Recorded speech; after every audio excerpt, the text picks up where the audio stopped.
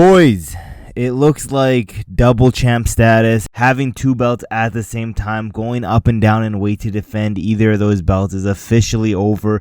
If you guys haven't saw, Dana, his bald ass just came up on my For You page talking about the International Fight Week card, and are we that surprised, after JDM versus Bilal Muhammad, the outcome of that? Are we surprised at what the main event is? Not really. It's nice to finally have some clarity on this, but let's just talk about the double champ status first, because, we got, prior to UFC 315, we got Islam Makhachev saying, regardless of who wins and who loses, he's not vacating the belt. Well, I guess Dana has other plans because this belt is vacated. This is for the vacant lightweight championship and for the vacant lightweight title.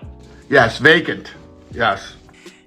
We just saw Islam Makhachev fight at 155 for the last time, and I'm gonna stand on business on this one because I'm just gonna say it how it is. If Islam goes out here and beats JDM, that brother's retiring. Let's be realistic.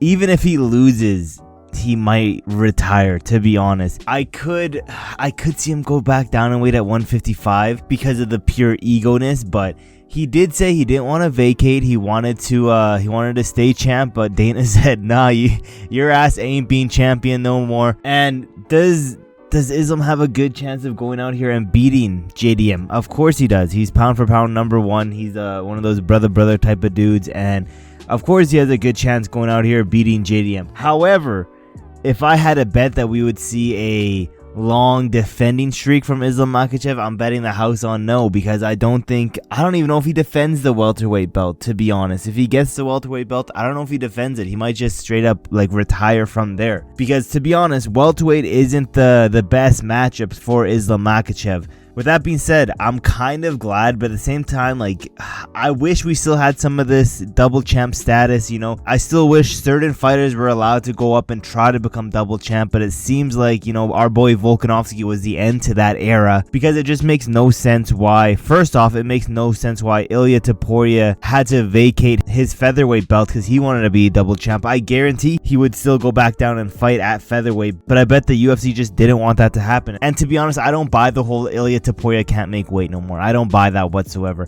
And especially for Islam Makhachev, that boy can still make weight. I just don't think the UFC want any more double champ status. It does hold up divisions, I will say that, so maybe that's why they don't want to do it. And yeah, Islam Makhachev, in my opinion, is gonna fight one more time. We have one more fight left with Islam, and then he's gonna retire. However, let's get into UFC 317. Now, I don't think this is the entire card, because I would be pissed if this was the entire card. I hope we're still missing a lot of fights, because if we see most of these people on that main card, I'm gonna be pissed. But as you can see, the bout list so far, which is not looking good. It's looking like this could be a pretty weak 317. I think they're banking off Ilia Topuria and Charles Oliveira, because that is the main event. And to be honest, I think my boy Do Bronx is getting slept in this fight. Charles doesn't have the best chin in the world. Ilia Topuria not only has knockout threat, but he's a dangerous man on the ground too. So if he does rock Charles Oliveira, I don't think he's going to be scared to follow up with some ground and pound or go for a submission here. So I'm going Ilia Topuria in that round. And to be honest, a fight all of us expected. I don't think anyone's out here shocked that this is the fight after we just watched UFC 315. But then moving down, Alexandre Pantoja, Kai Kara France. I don't give a fuck. I don't like how Kai Kara France got this title shot. It is what it is. Another pointless rematch. I think Pantoja is going to cement himself as the best flyweight champion, best flyweight fighter in the UFC. It's a big ask considering, Mighty Mouse.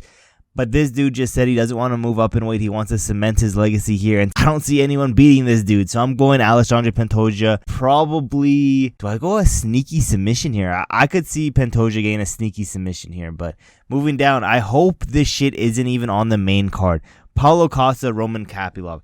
Paulo Costa hasn't won a fight in I can't even remember when. Roman Kopylov coming off that win over Curtis Blades, and to be honest, I don't care much for this matchup. I just hope it's not on the main card. If it is on the main card, have it as an opener. We need to, so far, if Paulo Costa, Roman Kopylov is the featured fight, And then we have Beneil Dariush versus Moicano and Jonathan Deniz, Justin Tafa as the opener. I'm going to be pissed. That's a terrible main card. I don't care if we have 2 title fights on the line. I don't care if Ilya is on here. I don't care if Charles is on here. We need some. We can't have 2 heavyweight blobs that aren't even ranked in the main card. But with that being said, Paulo Costa, Roman Kapilov. I'll probably pick Kapilov. I can't trust, Costa at all. I don't even know if this dude's even checked in anymore. Then we have Beneil Dariush versus the boy Money Moicano, a fight that was already made, but we already know Moicano had to step up on short notice. I'm going Moicano in this one.